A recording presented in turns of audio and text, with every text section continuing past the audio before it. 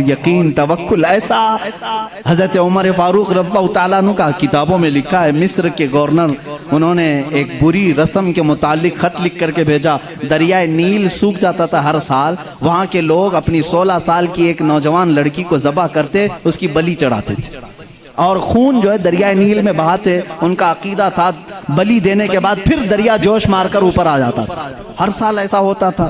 انہوں نے جب اسلامی حکومت وہاں آ گئی تو لوگوں نے وہاں کے گورنر سے، جو مسلمان تھے صحابی تھے، ان سے پوچھا ہر سال ہمارا معمول ہے، اس سال بھی آپ اجازت دیں، جلوس نکالیں گے، ایک لڑکی کو ذبح کریں گے، اس کا خون ڈالیں گے۔ انہوں نے کہا میں تو یہ کام نہیں کروں گا، اور اگر ایسا ہے تو دیکھا جائے گا۔ وہ خاموش رہے۔ دریائے نیل حقیقت میں سوکھ گئے، پانی نیچے چلا گیا، لڑکی کی بلی نہیں دی۔ تو یاد رکھنا شیطان اس طرح کی حرکتیں تمہیں کر کے دکھایا گا تاکہ تمہارا عقیدہ خراب ہو جائے۔ اس گورنر نے حضرت عمر کے پاس خط لکھا کہ اس کا کیا کروں، یہ کیسے حل نکالوں۔ حضرت عمر فاروق رضی اللہ تعالیٰ عنہ نے جواب میں 2 خط بھیجے، ایک گورنر کے نام اور ایک دریائے نیل کے نام۔ دریائے نیل دریا ہے، کیا دریا بھی خط پڑھتا ہے؟ دریا بھی بات چیت کرتا ہے؟ ہاں، رسول کے غلاموں کے ساتھ ہر چیز بات چیت کرتی ہے، ہر چیز بات چیت کرتی ہے۔ حضرت عمر نے ایک خط گورنر کے نام پر لکھا، تم فکر مت کرو، تم اپنے کام پر باقی رہو، رسول اللہ کی شریعت کا نفاذ قائم رہے۔ اور رہی بات دریا جو سوکھتا ہے، میں اس کو لیٹر لکھ رہا ہوں۔ اس کو خط لکھا، کیا بسم اللہ الرحمن الرحیم، اے نیل، یہ خط عمر ابن خطاب رسول اللہ کے خلیفہ کی طرف سے دریائے نیل کے لیے۔ میں کہتا ہوں اے نیل، اگر تو اپنی مرضی سے بہتا ہے تو ہمیں تیرے پانی کی ضرورت نہیں، اور اگر تو اللہ کے حکم سے بہتا ہے تو عمر ابن خطاب رسول کی خلافت کو جو قائم کیا ہے، حکم دیتا ہے کہ اللہ کے حکم سے جاری ہو جا۔ اتنا لکھا اور کہا یہ دریائے نیل کو دینا اور یہ مصر کے گورنر کو دینا۔ خط لے کر کے قاصد آیا، قاصد نے گورنر کو خط پکڑا ہے، گورنر کے نام پر تھا وہ پہنچا، دریائے نیل کے نام پر تھا جو دریائے نیل کو دیا گیا۔ اس وقت موجود مصر کے سارے لوگ شاہد ہیں، اسی وقت دریائے نیل کا پانی جوش مار کر 16 گز اوپر آ چکا تھا۔ آج تک دریائے نیل دوبارہ کبھی نہیں سوکھا، 14 صدیاں گزر گئی۔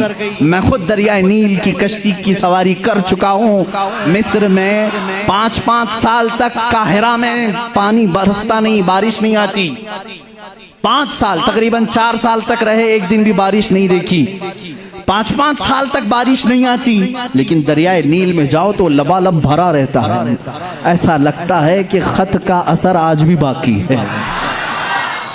رسول اللہ کے غلاموں کی حکومت ہر شے پر قائم ہے، ہر شے پر قائم ہے۔ اللہ کے نبی صلی اللہ علیہ وسلم کے ان خلفاء نے پوری دنیا پر حکومت کی، کیوں نہ حکومت کریں؟ اس لیے کہ یہ تابع تھے اللہ اس کے رسول کے، تو اللہ نے یہ وعدہ کیا ہے ان تنصروا اللہ ینصرکم، اگر تم اللہ کے دین کی مدد میں لگے رہو، اللہ پوری کائنات کو تمہاری مدد میں لگا دے گا، تمہاری مدد میں لگا دے گا۔ وہ صحابہ کیسے تھے جو میڈیٹرین سی آج بھی موجود ہے، بحر متوسط، عرب سے یورپ میں جانا تھا۔ کچھ صحابہ اکرام وہ بھی ہیں جنہوں نے ایک دریا کے پاس آ کر گھوڑے روک لیے، دریا سامنے سمندر ہے، ادھر کے کنٹری میں جانا ہے، کشتیاں کسی کے پاس نہیں۔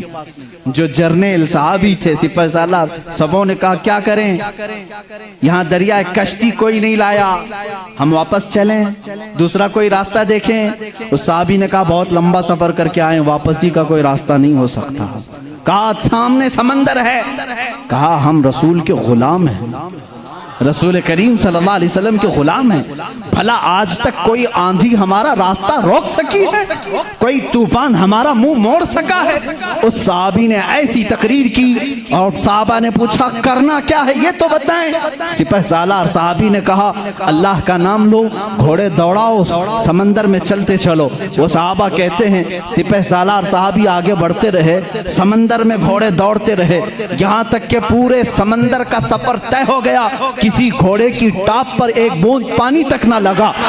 دشت تو دشت ہے، اقبال نے اسی کے لیے کہا دشت تو دشت ہے، دریا بھی نہ چھوڑے ہم نے، بحر ظلمات میں دوڑا دیا گھوڑے ہم نے۔ دی اذانیں کبھی یورپ کی کلیساؤں میں تو کبھی افریقہ کے تپتے ہوئے صحراؤں میں، آ گیا عین لڑائی میں گر وقت نماز، قبلہ روحوں کے زمین بوس ہوئی قوم حجاز، ایک ہی صف میں کھڑے ہو گئے محمود و ایاز، نہ کوئی بندہ رہا نہ کوئی بندہ نواز۔ یہ ہماری تاریخ ہے، یہ ہماری شان ہے۔ سیدنا عمر ابن خطاب رضی اللہ تعالیٰ عنہ کے دور خلافت کے سنہرے کام بہت طویل ہے میرے عزیزو۔ اس نظام عدل کو میں آج بھی چیلنج کرتا ہوں۔ غسان کا ایک بادشاہ اسلام میں آیا ہے، اسلام قبول کر کے آیا ہے، حج کے لیے نکلے خوشی میں سارے مسلمان، حضرت عمر بھی اس میں ساتھ میں تھے، خلیفہ تھے۔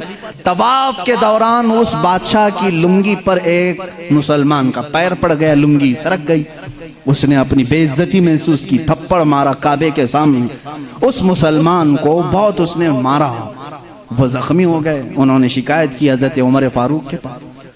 عادل وہ عدل کی پیکر جو نظام رسول سے ذرا برابر ہٹ کر کبھی فیصلہ نہیں کرتے۔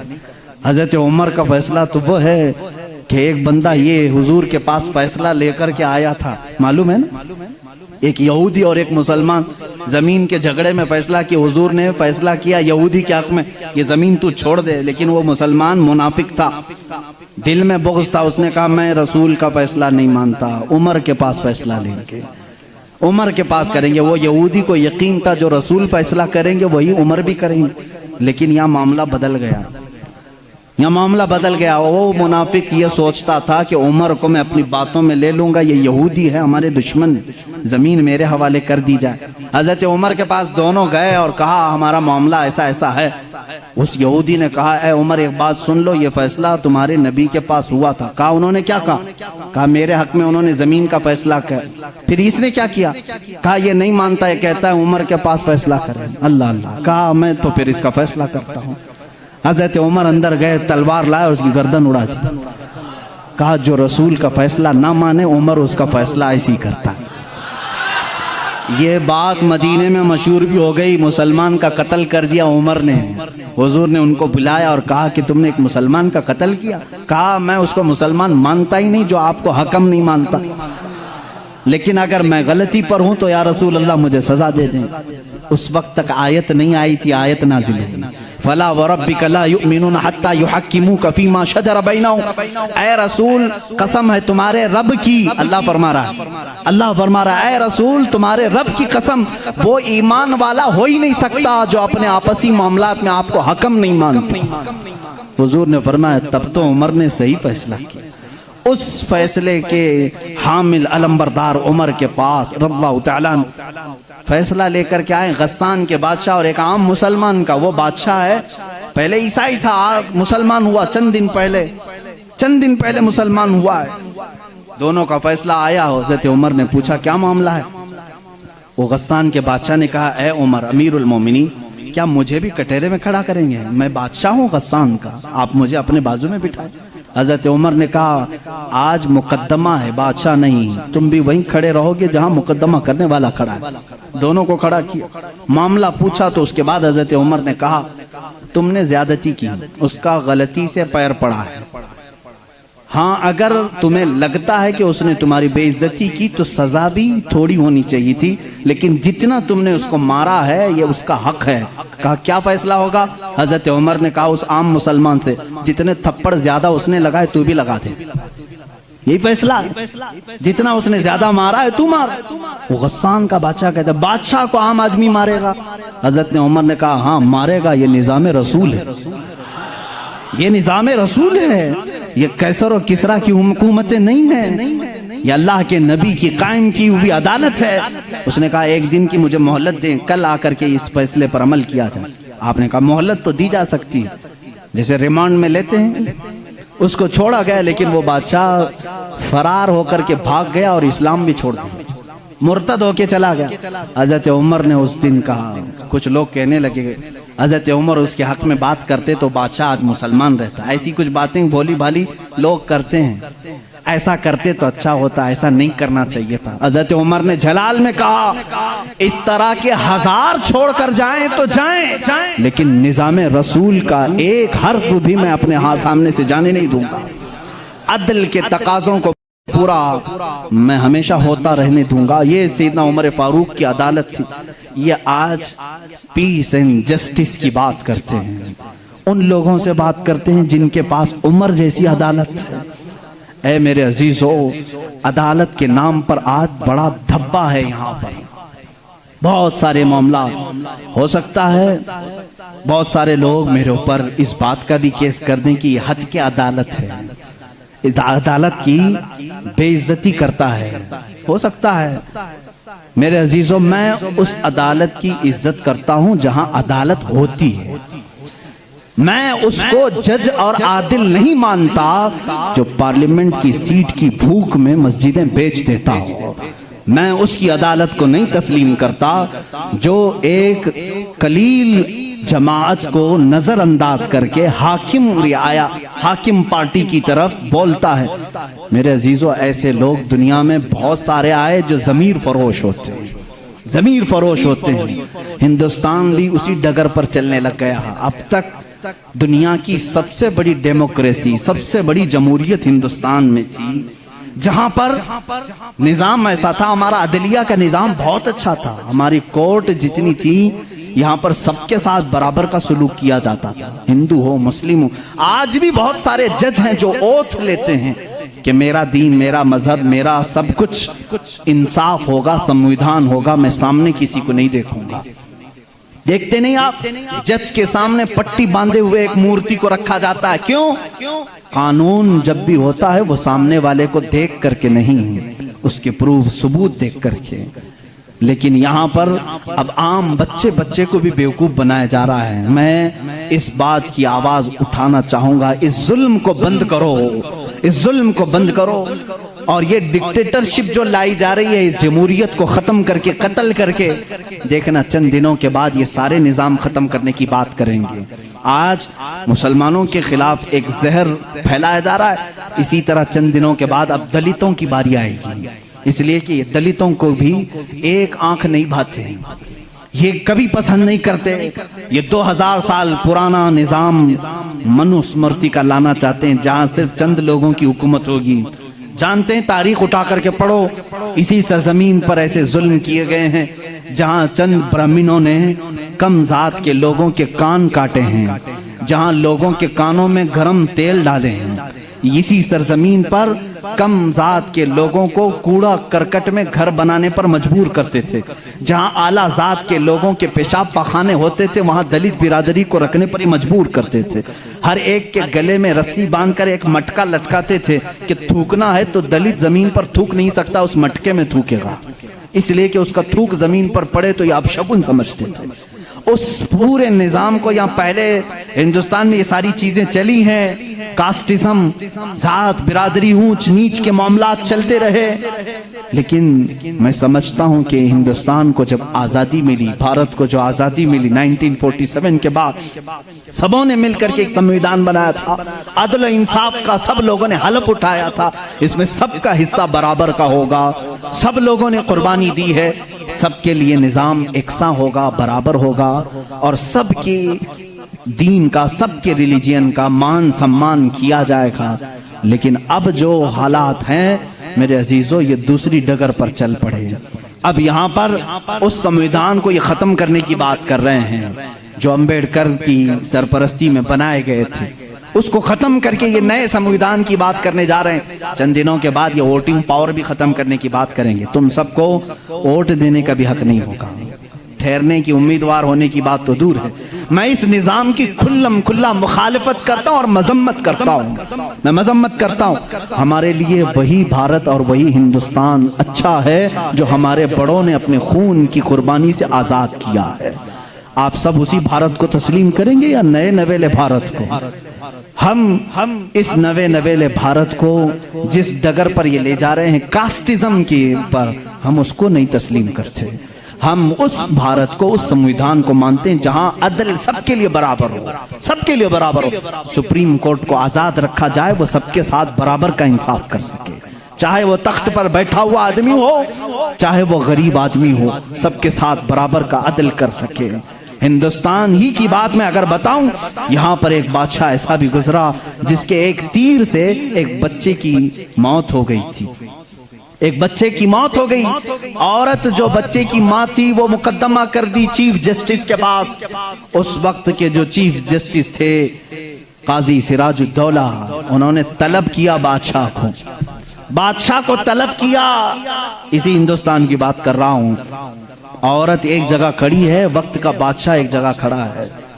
عورت نے کہا میرے بچے کو ان کے تیر سے موت ہو گئی. بادشاہ شکار کھیل رہا تھا، چوک کے تیر لگ گیا. بادشاہ نے کہا ہاں میرا تیر لگا تو ہے، گواہ بھی ہیں، سپاہی بھی گواہ ہیں، عورت بھی گواہ ہے.